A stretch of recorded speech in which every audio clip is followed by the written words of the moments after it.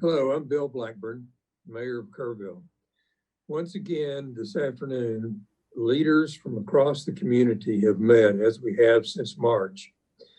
Emergency management personnel, Peterson Health, the city, the county, the school districts, Schreiner University, and KPUB.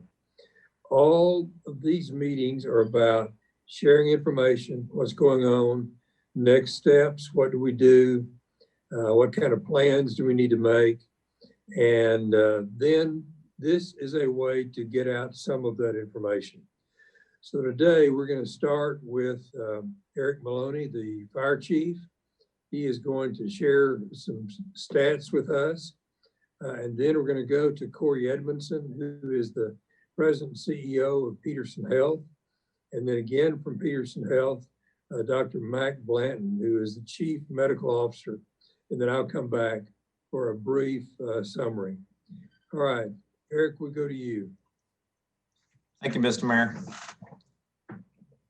Citizens of Kerrville and Kerr County, so pleasure to give you a little bit of an update of what we're seeing in the community regarding COVID. Next slide.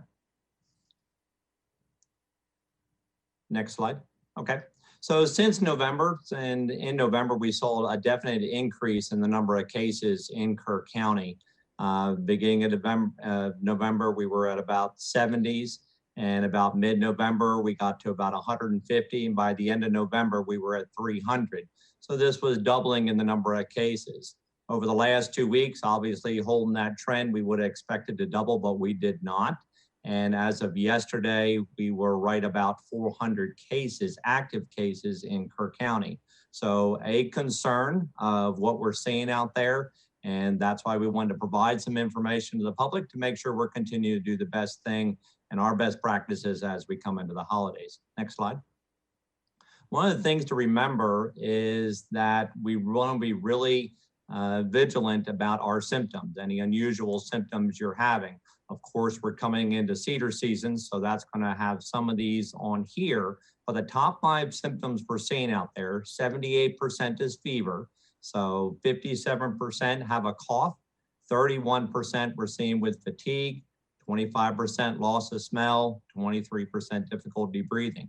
Other symptoms, other unusual symptoms you may see with COVID, chills, headache, muscle aches to include backaches, loss of taste, loss of appetite, sore throat, runny nose, congestion, nausea, and diarrhea.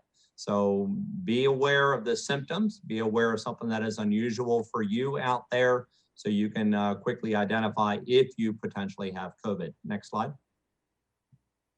So testing options, if I do have some symptoms that make me feel like I may have COVID or need to get tested, Peterson Urgent Care at 1740 Junction Highway. They are testing for symptomatic only.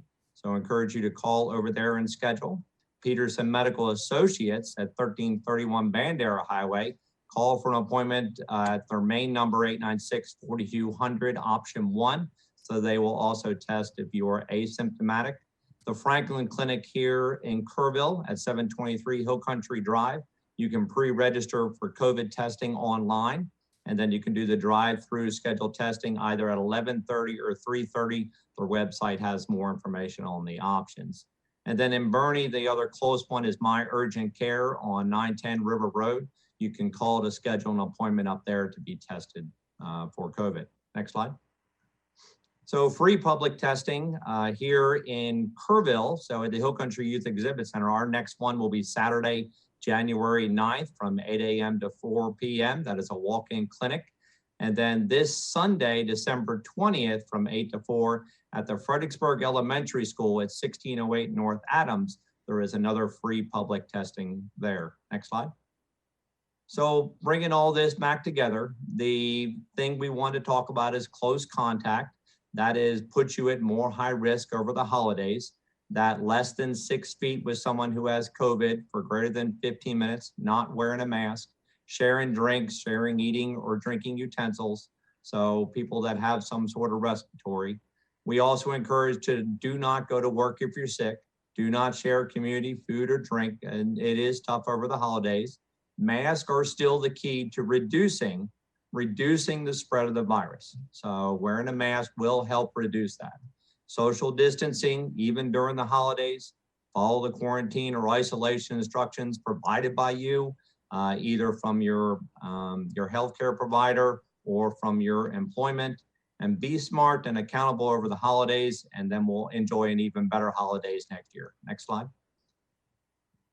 And last but not least, so I talked about this prior to going to Thanksgiving. So is to remember, have a discussion as a family, some very low risk activities, small dinner with family and friends who live in your household. So virtual dinner with family and friends that live outside, moderate risk activities, small outdoor dinner with family and friends who live in your community. And then the high risk is go shopping in crowded stores before, on, or after Thanksgiving, or those large indoor gatherings with people from outside your household. So next slide. So thank y'all. I appreciate the time. Y'all be safe over the holidays.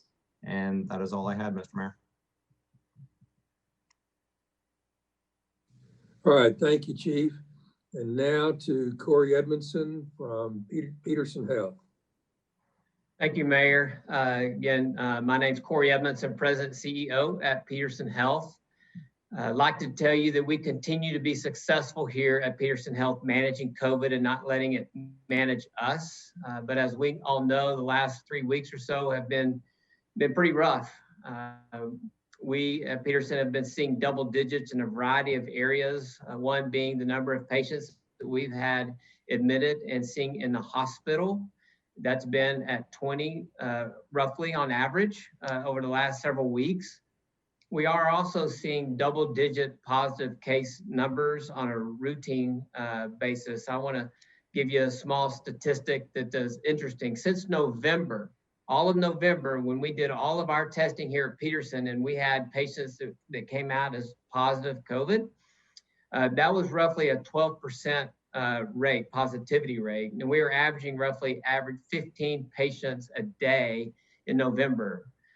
In December up to now, we are now having a positivity rate of upwards around 20% on average.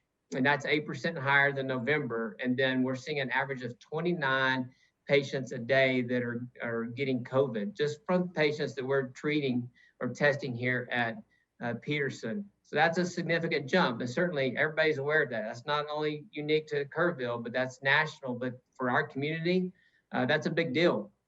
And for people who, I think we've been going through this long enough, people who thought this COVID thing was not real, I think they have changed their mind and know that it is real. They've had loved ones who've had it. They've been admitted to the hospital. They've had loved ones who have died. I think their mindset has changed. Today, we have 19 patients in the hospital. And often we get asked, is Peterson at capacity? Can they handle any more? What's up with that? Are they facing a shortage? Let me tell you, we're not facing a shortage. We can handle the patient load that we've been dealing with.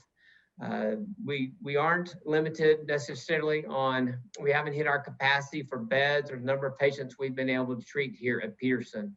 We can manage that. We have a surge capacity in place to manage those increased volumes. We have a game plan. Let me assure you of that. But we can't do that if it wasn't for a phenomenal nursing staff, physician staff, housekeeping staff, materials management, facilities, everybody involved in making this community successful to be able to handle here at Peterson. I'm proud of all of them for being able to accomplish what we've been able to do. People are often have lots of questions about COVID, and our hotline is still open to call and ask about that. Whether what do I do? Where do I get tested? And that number is 896-4200 and select option 1, and you can speak to somebody about questions you have about COVID. We're happy to help you out. That volume is high, so be patient with us as we try to get back to you if we're not immediately on the phone, but we are here to help you. Also, I want to take the opportunity to dispel any confusion about fear of coming to the hospital or to your doctor or wherever. We're here for you, and the ED is here and open for your emergencies. If you've got an emergency, do not delay your care. Come to the hospital, call 911, do what you need to do, but do not delay care for an emergency. The hospital in the Peterson they've been here. We're probably the cleanest place because we've always been clean and the safest place to come. Have a heightened awareness of what needs to be done to care for you. Chief Maloney mentioned all the necessary things to do as far as caring for yourself during the holiday season and to mitigate COVID-19. Please do those things. Take care of yourself, mitigate the risk. When you do that, you take care of our nurses and our doctors at the hospital so that we are not overwhelmed and exhausted from caring for COVID patients. Masking is important. We continue to do that here at Peterson, have been doing that since June. It's a good thing to do. So I'd like to go ahead and turn this over to my Chief Medical Officer, Dr. Mac Blanton, who has been on the front lines of this, has been an advocate, has been a subject matter expert in our community for this whole thing. He would like to talk to you about the vaccine and all things around that. So Dr. Blanton. Yeah, thank you, Corey and Mr. Mayor. I'd like to update the community on the status of the COVID-19 vaccine. First, make a general statement about vaccines and how important vaccines are. I think it's pretty clear to everybody now that we will not get beyond this viral pandemic without a vaccine. Our therapeutics against the virus are helping in our treatment of patients with active COVID, but they are not sufficient to mitigate and eliminate the viral pandemic from our community and from our state and from our nation. So a COVID-19 vaccine is critically important to get us beyond this pandemic. Vaccines in history have eliminated diseases from our society, such as polio, smallpox, measles, and are critically important in ending viral pandemics. So you've seen in the media, I'm certain, about the two companies that have produced a novel therapeutics vaccine using what is called messenger RNA technology to produce the vaccines against COVID-19. Last Friday, the FDA gave emergency use authorization to Pfizer for their messenger RNA vaccine. And already Pfizer has distributed and allocated vaccine across our country, and vaccine by Pfizer against COVID-19 is being administered in our state, in our country as we speak. There's been being administered for the past 2 to 3 days. Moderna, which is the other company that is producing the same type of vaccine that Pfizer produced, is going in front of the FDA today for emergency use authorization. It is expected that Moderna, which is very similar to the Pfizer vaccine, will receive emergency use authorization by the FDA. And if timelines are similar to the Pfizer vaccine, a week from now, we will have distribution and allocation of the Moderna vaccine across our country and start administering the Moderna vaccine to patients and other folks in our country. The vaccines, in order to achieve approval by the FDA, had to go through a rigorous process, which is standard for any vaccine. I must stress that there were no corners cut in development of these vaccines by these companies. Operation Warp Speed, which you may have heard of, really put together all forces in order to produce these vaccines at such a rapid rate. And I can assure you that there were no corners cut as far as safety of these vaccines. Both vaccines have an efficacy that is in the range of about 95%, which is incredible as far as their efficacy. This was not expected with the production of a COVID-19 vaccine. So a lot of scientists and other officials are very happy with the 95% efficacy of these vaccines. As far as the safety of these vaccines and the phase 3 clinical trials for both makers of these vaccines, one trial had 30,000 participants in it. The other trial had 44,000 participants in it. And in that number of participants for the vaccine, there was no serious adverse events noted. There were local adverse effects, for instance, pain, swelling, redness where you got the injection, and also patients would have some more systemic symptoms of fever, headache, muscle aches as well. You've probably also seen in the news that since vaccines have started being rolled out and administered both in the United Kingdom and the United States, that there have been 2 or 3 allergic reactions to the vaccine. Allergic reactions to the vaccine, even what is called anaphylaxis, is not uncommon with any vaccine, so it's not unexpected. It is something that we are aware of with any vaccine, and we rapidly treat it with a medicine called epinephrine that resolves these types of allergic reactions. The big question is, when will Peterson Health, Kerrville community, Kerr County receive our vaccine? And that question I can't answer precisely, but I anticipate with the approval of the Moderna vaccine by the FDA that hopefully within about a week or 10 days that we will be seeing vaccine in our community. We didn't receive initial allocations of the Pfizer vaccine after it was approved for a couple of reasons. One is that the Pfizer vaccine requires a special storage technology, which is ultra cold, temperatures in the range of minus 80 degrees, which we did not have at the time we submitted for certification as a vaccine provider. We will have that capability in late January for the Pfizer vaccine.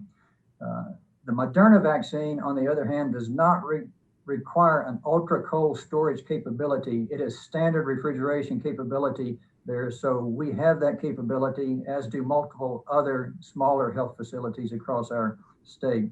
So I believe with the approval of the Moderna vaccine, which I fully expect will occur, with the distribution and rollout, that we will likely be seeing some vaccine in our community within the next 7 to 10 days. That is my hope.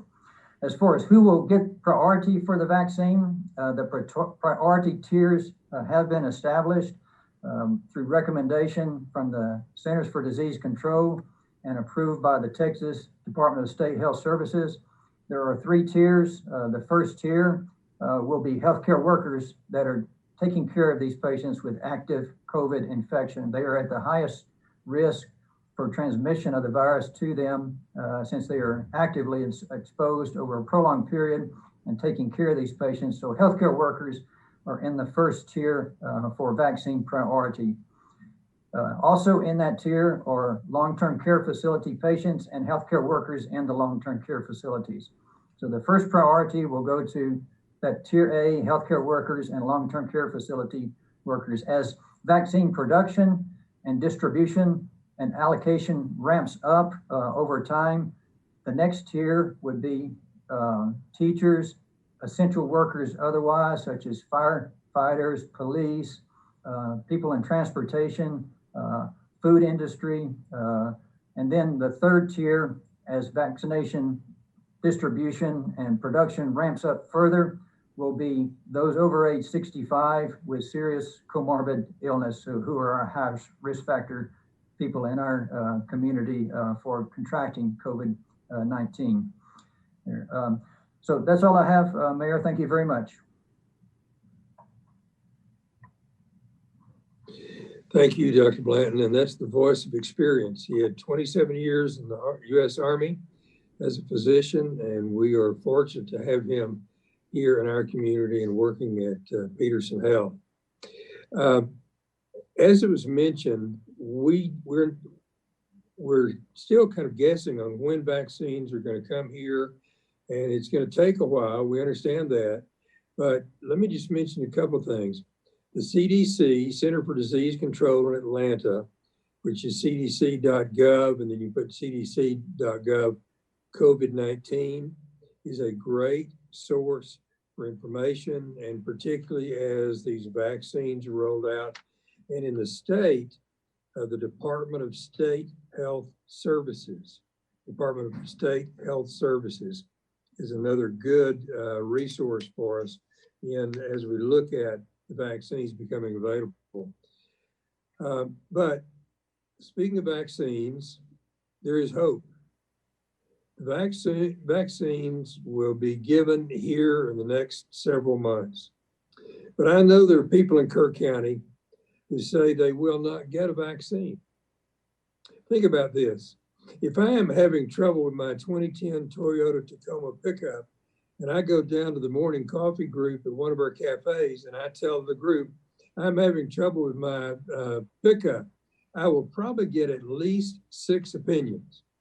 Instead, I will take that pickup to Bobby Balser's shop on Sidney Baker.